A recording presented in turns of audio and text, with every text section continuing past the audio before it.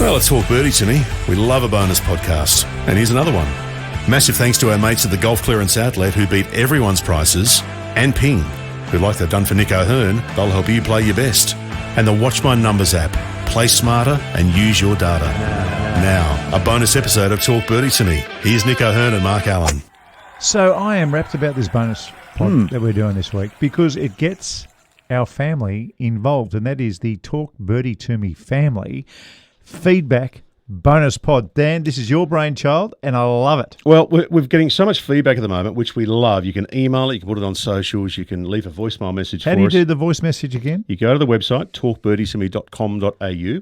About halfway down, there's a little button that says record or hit record or something like that. You can do it on your phone. You go to the site on your phone, hit record on the phone, and it opens up. You just say who you are, where you're from. Did you know we had a website, Nick? I did. Yep. I actually didn't know that. You didn't know that. No. Well, we've had it for a year and a half now. Talkbirdietomeme.com.au. Now, the first bit of feedback. Now, these pieces of feedback, the consistency through here are all questions for you guys that you need to spend a couple of minutes answering. Okay. Right. First one is a voicemail. You have one new voicemail. New message. Hey guys, Peter here. I was just wondering if you've got any intel on 7 Mile Beach in Hobart. I understand they're going to open 11 holes this year and then the rest early next year. But there's nothing on their website and I know nothing else. I'm hoping one of you do. Thanks, guys. Well, it's a great question, Pete, and I'm excited about this joint. Now, I've been following along and Matty Goggin does all the tweets, and one of the Too Goods takes a lot of the pictures. Very famous name in golf, the Too Good, because way back when, Peter Too Good and Peter Thompson won the Eisenhower Cup. Used to be called something else, I think, but they won it a million years ago together. Too good, wasn't he? Well, that's exactly right. And when you go to Royal Hobart, you just see Too Good on the club champions list. Like there's a stack of them. Anyway, he's taken some of the pictures down there. I'm hearing they are going to open up at the end of this year. De Vries is a very well-known architect, but I was always told, because I used to swap books a little bit with Matty Goggin when we were on tour. I used to like him. He's a great character. Very cerebral thinker. And we'd swap books and just catch up with each other. But he mentioned this land to me many years ago. And, I forgot about it until I saw it happen again. But I've got a feeling that this golf course, in the position it's in, is going to be the big ticket down there in Tassie. The pictures look amazing. I do think you may well be right that 12 holes may well be opened at the end of the year. Okay. I thought they were on track for 18, but that sounds about right to me, because golf course, quite often, if you're going to do it right, it does take more time than they hope. And there's going to be two. There's going to be 7 Mile Beach and 5 Mile Beach, but it's in a position that's not quite as windy as King Island. Okay. And it's near the airport, right? Yeah, it's close to the airport. So you'll be able to catch a big plane down. You might even be able to stay at the casino if you want. I mean, I'm sure they're going to put some kind of accommodation in. But Pete, I'm more excited about this one than I was about the other two. And the other two, well, some people say is the best course in the country, but others don't. Okay, next bit of feedback with a question here. This is from Paul. Hello, guys. I started playing 3 years ago. Looking at the public golf courses list, it's $150 a round to play at Andrews Beach with a cart. Is this too expensive for a good public course? Your thoughts, please, on costing for public courses and what may or may not be a fair price. Thank you. It's a good question, isn't it? Andrews Beach. $150 with a golf cart. Yeah. Is this on? It must be on the weekend. Public holiday maybe, because that does seem. So it's $150 for two players with a golf cart. Well, he hasn't said that. That's He's golf saying cart hire. If it's one green fee with a golf cart, that's a bit much. You talk and I'll get on their website St. while Andrews you're Beach talking. Is a very good golf course. I've been down there. I've always enjoyed it. But public golf courses, if you're getting over the $80 mark, I think on a green fee, that's starting to get up there. But at the same time, they've obviously got a business to run, and there are expenses involved and things like that. So, but a golf cart, what's a golf cart cost? $30, $40 for a round of golf these days? If I was the pro, it'd be $50 these days. Really? If you've got a good cart. I mean, everyone wants a good cart. Sure. If you've got a good cart with I'm down at the somewhere you can National put and the your- cart's a bit less Yeah. than that. So So if you've got a good cart and it has a GPS in it, yeah. and it's got something that will cover your clubs, and it's got nice comfy seats, and it's modern and it's quiet and all the rest of it, I'd happily pay $25 and share that cart. So a $50 cart. Sorry, I see what you mean. Yeah. You're sharing it. Yep, gotcha. I'm just having a look at some green fees. View green fees. Here we go. Read the book. St Andrews Beach. 18 holes, group bookings. It's $100. 18 holes, $105. So $105 plus $45 gets you the cart. So in actual fact, it's a $45 cart by the looks of it. So it's about per person be 122 whatever. Yeah. So, See, St Andrews Beach it's a Tom Doak designed golf course. You're going high end, really. It's always it doesn't have a clubhouse yet. Now that's the other thing. Yeah, I understand. Doesn't have a range. Yeah, doesn't have a range. Doesn't have a clubhouse.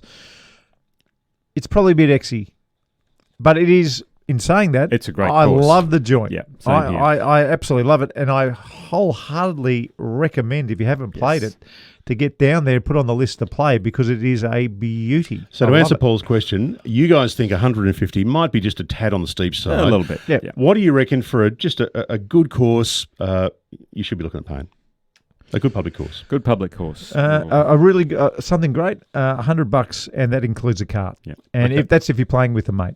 So you pay $100 each and you're sharing a cart on something special, no worries, or $80 each if you're just walking around. Yeah. Okay, next question. That's on a very good golf course, yeah. It's on a very, that's if on you a... run of the mill, public course, probably $30, $40 green fee, something like that. $25. Yeah. $25. Okay, next During the question from Darren.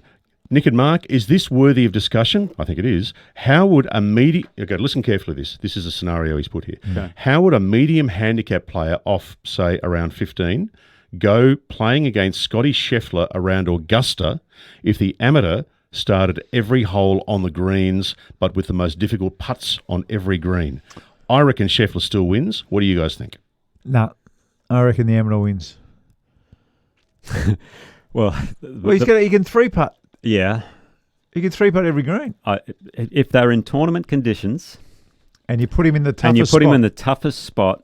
On each green, But I would say he's going to mostly four-putt. Let's just say it's the traditional Sunday pins. Pins, yep. Okay? Yep. And you so, for instance... I go with Scheffler. You're going to go with Scheffler? I'm going with Scheffler because what's going to happen is the amateur is going to putt it off a couple of greens and he's going to make 8 or 7. May go into the water on 15 or something like that. Hang on. It's scary how quick and how much slope is on those greens. I'm just thinking, first, you could put him in a tough spot on first. If you put him even if you put him at the front on one, the pin's at the back, you're not going to get it up. Probably 4-putt the first. The second, you'd go really way wide. I'm not going to go through every green, but they're going to 4-putt most greens, Mark. You know what? I reckon if you put that 15 marker in a bunker on every hole, and Scottie Scheffler was playing, then Scottie Scheffler streets past him. Yeah. Well, Scheffler's going to shoot, say, 68. Yeah, 4 under par. Yeah, the amateur's going to have more than. He's going to have a lot of 5s and a lot of 4s from a bunker. It's a good question. It is a good question. It would be a very good experiment somewhere. It depends on how quick the greens are. We'll say that. Yeah. I'll tell you what. You know where they could do that? If the Australian Open's at Royal Melbourne again one year, to do that experiment with somebody. Yeah. With. It'd be fun if we say as an example, we don't know where it is. The Aussie Open's at Kingston Heath, for example, this year. Yeah, I think we should do something. We should try it. We should try it. We should try it. Just get a 18 marker or 15 marker and put them in the greens. Yeah, and so they're going to get some good lies, some down slopes. On 15, that we're going to put them in Big Bertha on the left there. Imagine how many putts if they'd have done it at Victoria Golf Club back in 2001. Yeah. So you're asking me whether a 15 marker could break par at Kingston Heath if we just put it in a tough spot around the green. So we're talking 4 putts or better a hole.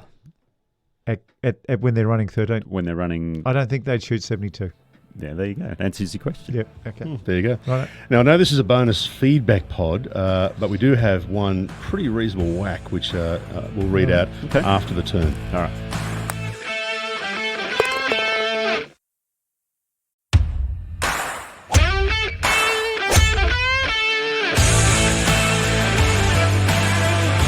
Thanks for listening to Talk Birdie to me, and if you're up for it, we'd love you to subscribe, rate and share the podcast wherever you listen. And thanks to our great partners who make the show possible, Ping, they'll help you play your best, Watch My Numbers, the most powerful database golf app in the world, and the Golf Clearance Outlet. They beat everyone's prices.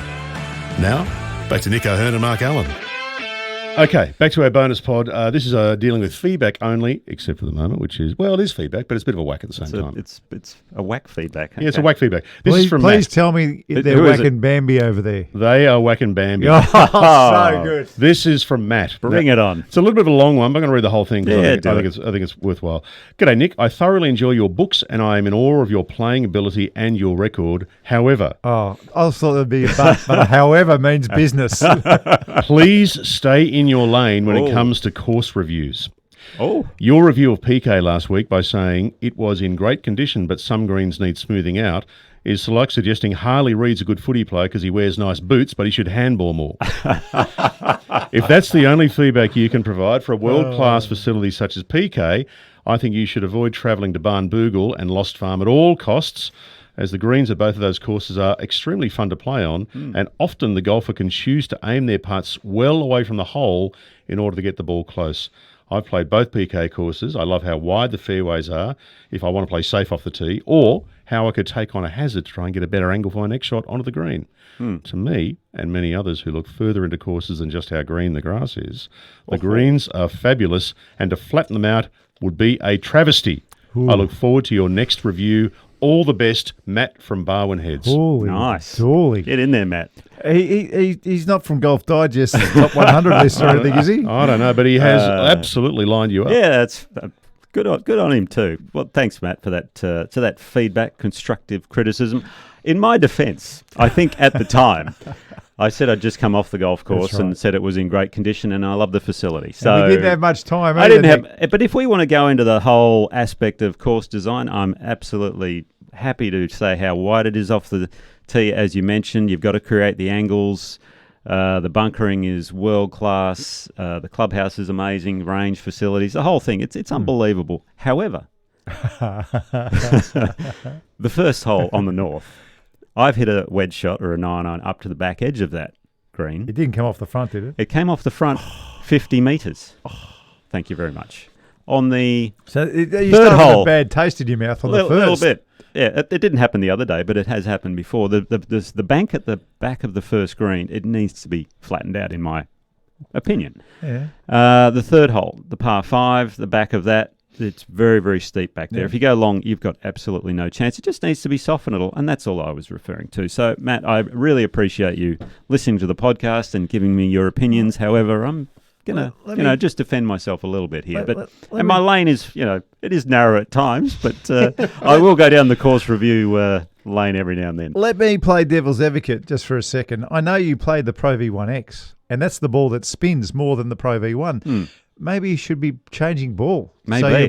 So you're hitting the ball so well, you're just fizzing it off all these big slopes. I didn't fizz it. That's the thing. okay. It just rolled up the back and it came all the way back off the front. That's a design. Thank you for the feedback, Matt. One of the great things about this podcast, and you boys, I will say this, is when someone gives us a whack, we're really happy to read it out. Yeah, That's right. no problem. Which I think is great. Where does Matt plays golf, by the way? Barwon Heads. Well, Heads. he's from Barwon Heads. I don't know whether he's playing which one 13th he's playing. beach. Well, there's 13th There's a beach in couple. Barwon Heads Yeah. down there. I haven't actually played Barwon Heads, so I might have to come down there and maybe review that Have course. you not played Barwon Heads? No, I was down I there want for to the take Vic, you there. I was down there for the Vic Open one year, and I only played the first 5, and that was it. Oh, no, let's do that. Need to do that. Yeah, okay. let's do that. All right. Scott Fallahay has written in. Scott has said, "Hey guys, love the pod. Keeps me entertained and informed whilst on my daily walks. I'd love to hear what the two Aussie guys who are in the top 3 in the order of merit, Daniel Gale and Brett Coletta, are doing to prepare for the DP World Tour, what their plans are. It might be good to hear from both of them about their future plans. I'm looking forward to hearing both of them keeping the Aussie flag flying on the overseas tour. Keep up the good work, Scott." Okay, so he just wants to, as a bonus pod, to get in touch with some of these boys overseas. Yeah, it's a good idea. Yeah. I wouldn't mind knowing. I mean, yeah, it's funny. There's a couple of lads at Kingston Heath. They're very good players. Andre Lorte and Max Charles. Max Charles lost in the playoff at the Tour School this year to get his card, and Andre Lorte is thereabouts. The hardest thing for them at the moment is actually preparing themselves for tournaments, and they don't know when they're getting in. It's a really hard thing to do. My advice to everybody in that situation is the last thing you want to do is become a good practicer. You don't want to hit ball after ball after ball after ball after ball on the range when you don't know when you're going to get into your next tournament. What you want to become in this game is a very good player. And I would suggest to anybody who has a long time off before they don't know, when they're going to be playing next, like these two, because they don't get in every week. I suggest to them to practice on the golf course. I think it's really important because you can practice things on the driving range and you can become Ben Hogan on the driving range, practicing one thing. You take it out on the golf course, it just doesn't work. The fields just aren't quite there. But if you are practicing things that work on the golf course, that's a different ball game. Totally. And you can actually get away with long breaks in between tournament starts. Brett and Daniel could go weeks without playing a tournament, correct? That is correct. Yeah, given the category and everything that they get off the rankings, they get shuffled down, and sometimes these guys they have to go back to the Challenge Tour and play those events rather than the main tour and things like that. That's it. Yeah, you're spot on with that. Ian Baker Finch made a good call on the commentary the other day. Was it Finchy? I can't remember, but Scottie Scheffler had to make 2 fours on the last 2 holes, and he might have quoted something like Peter Thompson always said, just play the last 4 holes is what Peter Thompson used to say, and figure out how to par the last 4 holes because you're going to have to do that one day to win a golf tournament. And in that case, it was the last 2 holes. And No, it's very important. And I know in my silly 15 little career, quite often I got trapped because it was long breaks. I'd work something out on the driving range that felt fantastic, and I'd get in the tournament and it just didn't work. I was, before a big tournament, and I used to play half decent in the bigger ones for some reason in this country, I would always work out something the week before, the tournament the week before on the golf course and practice that.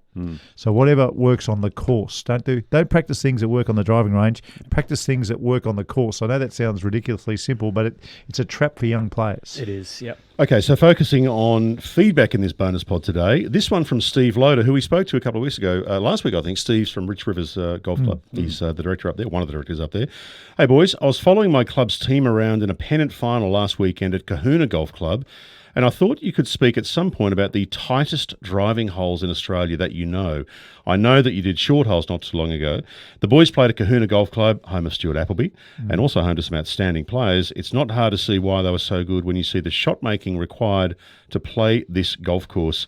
The 2-hole stretch of 6 and 7 are 2 great nominations. Yeah, okay. Have you ever played Kahuna? I haven't, no. Yeah, I've played it once, and I'm saying like 30 years ago. All I could remember is that the driveway, the clubhouse is right in the middle of the property, and the driveway goes across a couple of the holes. I can't remember it being tight. I can't remember any holes. The one course in recent memory that did look tight was Warragul, where they played the Super Sixers. You and I were commentating. Yep, true. And that's where Cameron Percy, who came third this week on the Champions Tour in the States, that's where he grew up playing. Okay. They were some of the tightest holes I've seen. Yeah. If you're going to hit a driver. I remember Coolum had one, the 12th hole, the par 5. That was a beauty. A lot of guys, but Coolum suited me because I could hit driver everywhere because I like to shape it and work it. But that one was a 12, 13 were 2 really tough driving holes. I hated hitting drive. I felt like you had to because it was a par 5. Par 5, yeah. And if I had 3-wood, I couldn't get there in 2 with an iron. So I didn't want a 3-wood from the top of that hill. So I always felt like I was forced to try to hit driver off that hole. So the key on that hole was to hit it low, because if you hit it left, there was a camber kicking it back right. If you hit it right, there was a camber kicking it left. If you took it up in the air, well, then it missed everything and it wasn't good. So anyway. That's a really tight hole. There are some beauties. And back in the old Australian Masters days, the 17th hole. 17th at Huntingdale. 17th at Huntingdale, when they had the 3 bushes on the left and the tea tree on the right. It was a 2-iron off that hole every single time. Oh, yeah. Last bit of feedback on this bonus pod, which is more a suggestion for content down the track as well. This is from KR. KR has said, Marko, could you please get Wayne Radar Riley on the show? I'd love to. I remember a time in the locker room during the 1990 Johnny Walker Classic at Royal Melbourne when Colin Montgomery and Radar nearly came to blows. I think Monty even shed a tear over that incident. Rough justice, if you ask me. Yeah, look, radar doesn't mess around. No. If he doesn't like you, you'll know about it very, very quickly. I would love to get him on as a bonus podcast. Can I tell you one story, please? Please. So my very first tournament as a professional golfer was in 1990. It was at Titirangi Golf Club in New Zealand, which is Alistair McKenzie designed, a great golf course.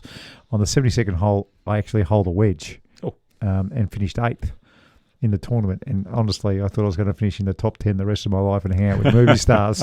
I called Mum and said, "Hey, Mum, they're giving money away here on the Australasian Tour. This is a joke." Anyway, Wayne Riley won that tournament. He stood on that 72nd hole with about a 12-shot lead. And he told his caddy, that hole is a 3-wood and a wedge. Right. He wanted to hit wedge 3-wood. he wanted to do the Mo Norman. Yeah, he wanted to do a Mo Norman because he was so far in front. And his caddy fought him on the 72nd tee and made him not do it. He was determined. He was going to hit a wedge in the 3-wood. He didn't do it. That would have been funny to watch. But that was my, I loved Radar. When he came to Australia, when he came to Victoria, and when I was a young man, I used to go and follow him. I don't know, there was something about Radar that I loved, and I would follow him everywhere. And he was a good player. Unbelievable ball striker, yeah. He took Alana and I under our wing our first year in Europe. That right? Where he basically, I think we were living in Virginia Water. We were just renting a place, and he said, "Oh, come and have dinner with us and all this." And we went around and did all that. And he was saying, "Look, you don't want to go there. This is where you want to stay." And he just gave us these little tidbits which for a rookie pro, that's what you're wanting out of elderly pros, to give you some advice, give you some help. And it was amazing. And there was one great story about him at Crans-sur-Sierre in Switzerland. I don't know if you've heard this one. On the 4th hole, I think it was a par 3. And this was just after Seve had redone the greens, turned them all into Donald Ross green, basically. He made them all upside down saucers so you couldn't hold the greens. Perfect for Sev. Yeah, exactly. So, and Radar's hit this shot into the par 3, and as it's in the air, he's yelled out, I won't say exactly what he yelled out because you know what his language is like, but he says, "See if you can stuff that one up, Seve." As the ball's flying through the air, it goes in for a hole in one, and he won like a gold bar or something like that. It was one of the funniest things. What about it? There's a suburb in London called Bagshot, and that's where all the Australians stayed. They used to call it Ramsay Street. Yep. All right, that's where everyone was. There was a pub there called Pantails, I think it was. Yeah, that's correct. The nightclub was called Pantails. Pantails, yeah. And there was this moose's head out the front. And Radar used to put a lit cigarette in the moose's mouth when he walked in, so you knew he was in there if the cigarette was in the moose's mouth. That's the sort of bloke you want. So he was a ripper. Dan, can you put him on the list, please, for bonus podcasts? There's another one. We'll put him on the list. I went to a pub in Shepherd's Bush in London once, and I swear I didn't hear any accents except Australians and Kiwis. Is that right? Oh, it's a real little Aussie-New Zealand enclave. Yeah. Now, that's our bonus pod with a bunch of feedback. We're going to do this from time to time, depending on what we've got going on. Enjoy the Open this weekend, boys. All right. Good on you. Cheers, guys.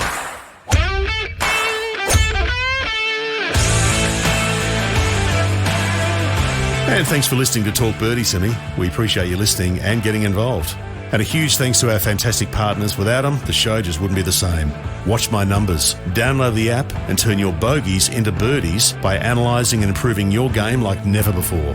The Golf Clearance Outlet. Awesome prices on great gear. You can see them in Melbourne, Sydney, Brizzy, Perth, and online at golfclearanceoutlet.com.au. And Ping. See your local golf shop or professional to arrange a Ping Club fitting. They'll help you play your best. If Ping's good enough for Nick O'Hearn, well, that says it all.